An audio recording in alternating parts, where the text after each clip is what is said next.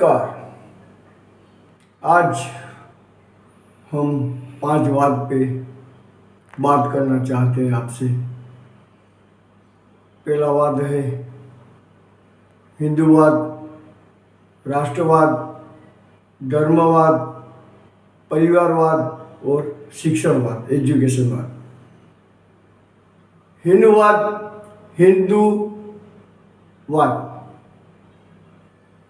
बहुत सी संस्था देश में है, भारत में, वो बोलती है हम हिंदू के भले के लिए, अच्छे के लिए काम करते हैं। ठीक है, मान लिया।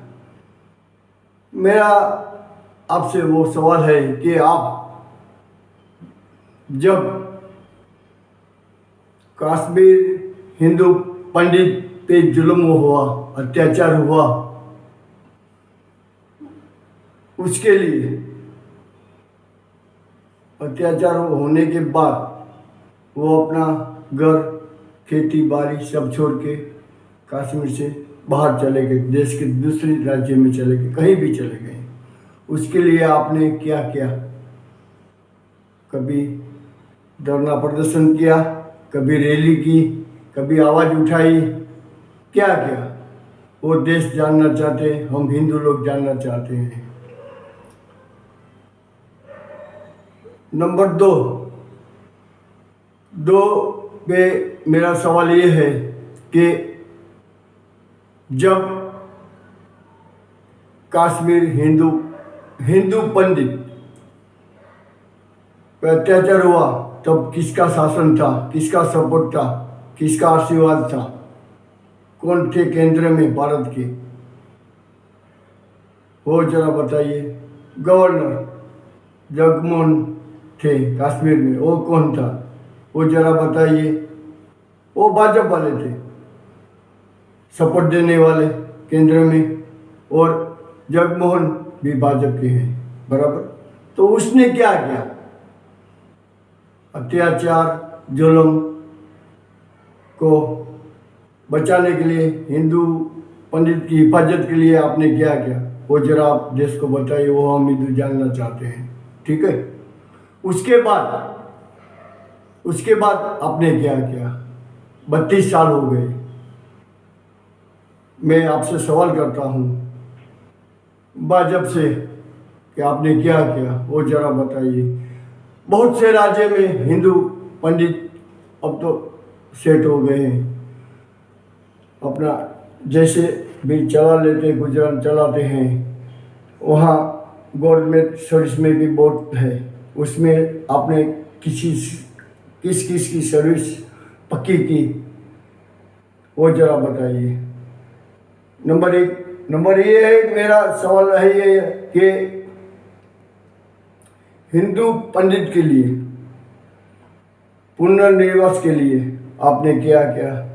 कितना रुपया आपने बजट में से निकाल के उसके लिए रखा? वो जरा हमको हिंदू को बताइए, हम हिंदू पूरे देश के जानना चाहते हैं, बराबर। वो आपने किया होगा तो बताइए, नहीं किया होगा तो आपने मत बताइए। रही बात धर्मवाद की, धर्मवाद में जोर जोर से हम बोलते हैं जय श्री राम, जय श्री राम, जय श्री राम। अच्छी बात है, बोलना चाहिए, लेकिन सच्चा हिंदू वो होता है जोर से बोलता तो है जय श्री राम, लेकिन उसके साथ साथ जो राम का आदर्श है वो अपने जीवन में होता है। वो राम जैसा बनने की कोशिश करता है, काम, क्रोध, मोह, माया, लोभ, अहंकार, उससे ऊपर उठने की कोशिश करता है, और देश के लिए, धर्म के लिए जो अपनी जान की बाजी लगा देता है वो हिंदू होता है। तो वो सिर्फ जोर से जय श्री राम बोलने से कुछ नहीं होगा। हमें राम जैसा हमारे जीवन में चरित्र होगा तो ही हम हिंदू सच्चा कहलाएंगे। नंबर 3, राष्ट्रवाद में हम जोर जोर से चिल्लाते हैं भारत माता की जय, वंदे मातरम। अच्छी बात है, हमारे क्रांतिकारी भी वही बोलते थे, भगत सिंह और ऐसे लाखों लोग शहीद हो गए। वो भी वो बोलते थे, लेकिन उसके आचरण में, उसके आदर्श में वो काम, क्रोध, मोह, माया, लोभ, अहंकार, अपना सब कुछ उसने छोड़ दिया। और यहाँ तक के भर जवानी में उसने शादी नहीं की। शादी किससे की? देश से की। देश के अमन चमन के लिए उसने अपनी जान दे दी। वो हमारे में है? पहले सोचो, अपने अंदर जाग के देखो, हमारे में है वो? हम देश के लिए जान दे सकते हैं? और देश के लिए हम क्या करते हैं? सिर्फ वंदे मातरम बोलने से और भारत माता की जय बोलने से हम राष्ट्र भक्त नहीं हो जाते हैं। ये देखो और सोचो और अपने आप में जाग के देख लो। आई बात परिवारवाद की। अब बहुत नेता लोग चिल्लाते हैं परिवारवाद, परिवारवाद बहुत है, परिवारवाद बहुत है, इस ये संस्था में, वो संस्था में। अगर डॉक्टर का बेटा डॉक्टर बनता है, कोई बुरी बात नहीं, अच्छी बात है। अच्छी प्रैक्टिस करे, देश की सेवा करे, अच्छी बात है। कोई राजकारणी है, उसका बेटा राजकारणी बनता है, कोई बुरी बात नहीं, अच्छी बात है, बने।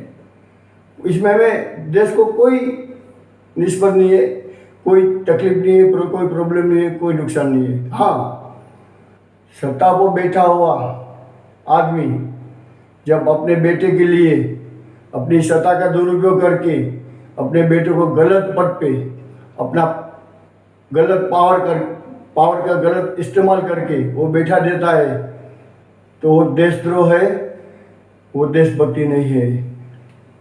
मैं आपको एक दाखला देता हूँ।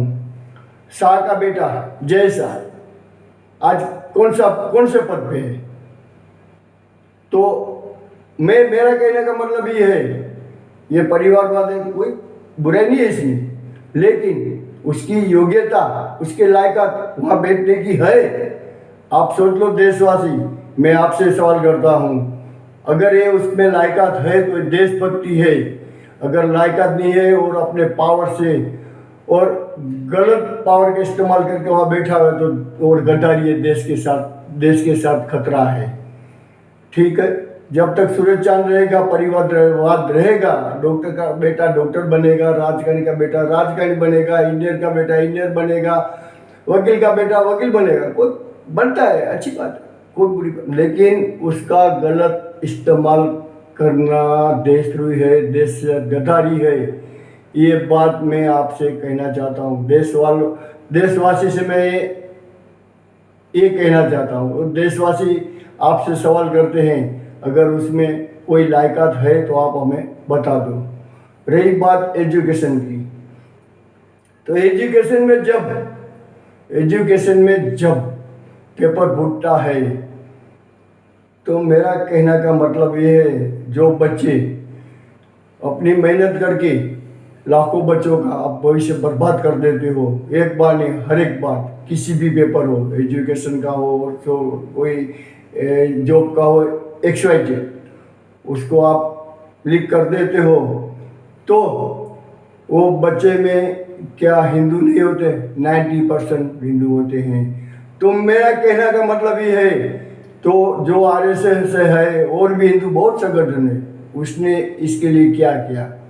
अगर नहीं किया तो प्लीज़ आप उसके लिए बाहर आइए, रैली करिए, धरना प्रदर्शन करें, हम अपनी जान देने के लिए तैयार हैं। लेकिन जो एजुकेशन के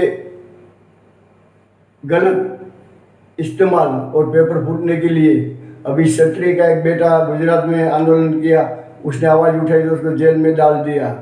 तो उसके लिए बचाने के लिए, उसको जेल में बाहर निकालने के लिए हिंदू संगठन इतने बहुत हैं, किसने आवाज़ उठाई? नहीं उठाई तो उठाओ आवाज़। क्या आपके बेटे जो हिंदू है अंदर, वो हमारे नहीं है क्या? आप हिंदू की बात कर दो, मैं चलो हिंदू की बात करता हूँ, 90% 95% उसमें हिंदू है, तो आप क्यों आवाज़ नहीं उठाए, क्यों चुप हो जाते हो? आवाज़ उठाओ, हम ध्यान देने के लिए तैयार हैं। लेकिन जो गलत है वो गलत रहेगा, सही है वो सही रहेगा। पंडित 230 पंडित अभी दिल्ली में जॉब कर रहे हैं सरकारी, आज तक किसी राजकीय पक्ष ने 32 साल में बहुत राज्य के पक्ष आ गए, किसी ने उसको कायमी नहीं किया, पक्का नहीं किया। केजरीवाल आया, उसने पक्का किया, तो वहाँ पे भाजपा का एलजी जो संस्था है उसने टांग लड़ाई। केजरीवाल कोर्ट पे गया है, वहाँ भी विनती करके उसका जो वकील है उसने दलील की और पक्का न करने की बात की। तो क्या आप पंडित के लिए ये करना चाहते हैं? बाद में कोर्ट का फैसला आया और केजरीवाल की जीत हुई, उसके बाद वो पक्का किया उसने। तो ये है सच्ची देशभक्ति, ये है सच्ची हिंदुवाद। तो आपने क्या किया? मैं ये पूछना चाहता हूँ, अगर हम आज ये गलत काम कर रहे हैं या गलत सोच है, निकाल दो, नहीं तो जैसे बांग्लादेश का हाल हुआ है वैसा ही हाल हमारा भी होगा। अभी बहुत साल नहीं लगेगा, 2 साल लगेगा, 4 साल लगेगा, हम वही जगह पे जाएंगे। वही चल रहा है। हिंदू को मवालियों ने, गुंडाओं ने कुचल दिया, 4 हिंदू किसान को। 30 हिंदू संस्था ने आवाज उठाई, हमारी बहन बेटी पे दिन दहाड़े बलात्कार किया जाता है। हिंदू के नेताओं करते हैं, हिंदू के कार्यकर्ताओं करते हैं, 100 में से 80% वो होते हैं। इसके विरुद्ध में किसने आवाज उठाई वो मैं जानना चाहता हूँ। हमारी हिंदू बेटी जब इलेक्शन में खड़ी रहती है, पर्चा भरने के जाती है, तो सबके सामने दिन दहाड़े उसकी साड़ी उतार के उसके मवालियों गुंडाओं ने दगा किया। किस हिंदू ने आवाज उठाई? किस हिंदू संस्था आरएसएस बोलती है हम हिंदू है, कहाँ गए थे तुम? मोहन भागवत से मैं पूछना चाहता हूँ कि तुम कहाँ गए थे? तुम कहते हो हम हिंदू है, हिंदू संस्था है, हिंदू के भले के लिए, तो ये हिंदू के लिए आप क्यों नहीं बोलते? सिर्फ वही बोलते हैं जो ऊपर से आपको आदेश आता है, और जो आपको वही करते हैं जो ऊपर से कहना चाहते हैं। और जो देश में हिंदू है उसकी वैल्यू आपके पास कुछ नहीं है। मैं पूछना चाहता हूँ कि आज गरीबी, बेरोजगारी और ऐसी बहुत सी प्रॉब्लम है देश में हिंदुओं को, उसके लिए आपने क्या किया? क्या अभी कभी भी आपने धरना किया? कभी भी आवाज उठाई सत्ता के सामने? कभी बोले? आप क्यों नहीं बोलते हो? बोलो, अगर आप सच्चे हिंदू संस्था हो। और मैं मोहन भागवत से कहना चाहता हूँ और आरएसएस के स्वयंसेवक से भी ये कहना चाहता हूँ, स्वयंसेवक है जो आरएसएस है वो सच्चे हैं, मैं मानता हूँ। मैं भी आरएसएस का बचपन से स्वयंसेवक रहा हूँ, अभी मैं छोड़ दिया है। लेकिन मोहन भागवत है वो गलत है। वो सिर्फ ऊपर से आदेश आता है, वही बोलता है और वही बोलता है, वो हमारा स्वयंसेवक करता है। मैं स्वयंसेवक से वो पूछना चाहता हूँ, आप भी सवाल करो और पूछो उनसे कि हम बिन राजकीय संस्था है, सेवा करना, बहुत अच्छी सेवा करते हैं, दुष्काल में बहुत अच्छी सेवा करते हैं। जब भी कोई देश में तकलीफ होती है पहले आरएसएस वाला होता है, और वो आरएसएस वाले के सब विश्वास रखते हैं क्योंकि वो गलत नहीं करते।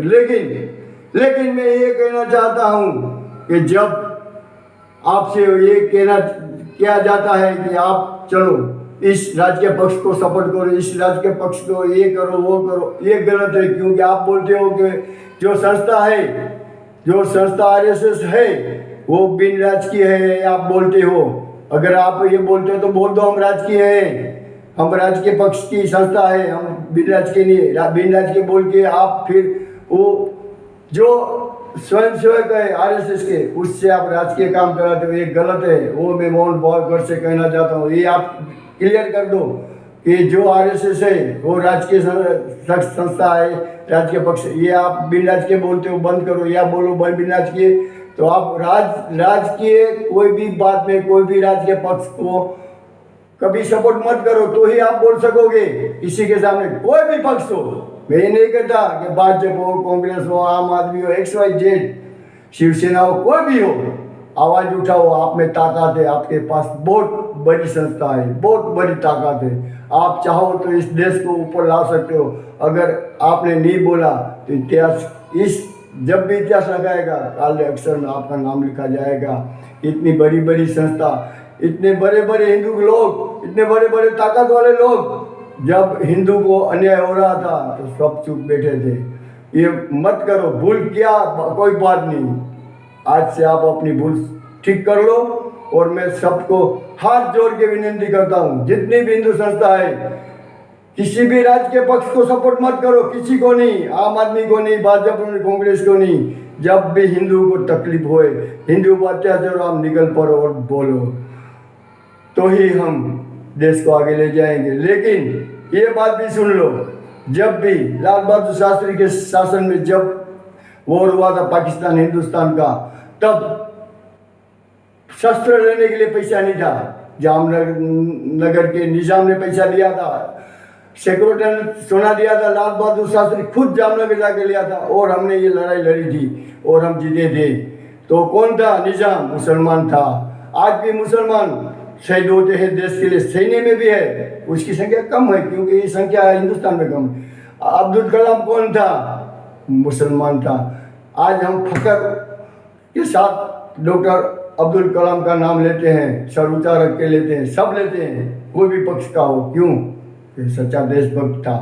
तो आपस में सबको दंगा फैला के उसको अलग करके सिर्फ और सिर्फ जो गधा राजनेता है वो सिर्फ और सिर्फ अपनी सत्ता बचाने के लिए और बचा के उस सत्ता को चलाने के लिए, भ्रष्टाचार करने के लिए वो करते हैं। तो मैं आपसे विनती करता हूँ, हाथ जोड़ के प्रार्थना करता हूँ, आप प्लीज़ समझ जाओ और जो गलत करता है उसको मुंह पे बोलो कि तुम गलत हो। हिंदू हो तो क्या हुआ, मुसलमान हो तो क्या हुआ, हम सबकी फर्ज है, हिंदू मुस्लिम सिख ईसाई, इस देश की हिफाजत करना हम सबकी फर्ज है। और अगर हम फर्ज नहीं चुके तो आने वाली पीढ़ी हमको माफ़ नहीं करेगी और इतिहास तो हमारे नाम काले अक्षर लिखा जाएगा, लेकिन हमारा आने वाली पीढ़ी है वो काले अक्षर लिखेगी, देखो हमारा पूर्वजों ने कुछ नहीं किया, इसलिए आज हम कटोरा के भीख मांग रहे हैं।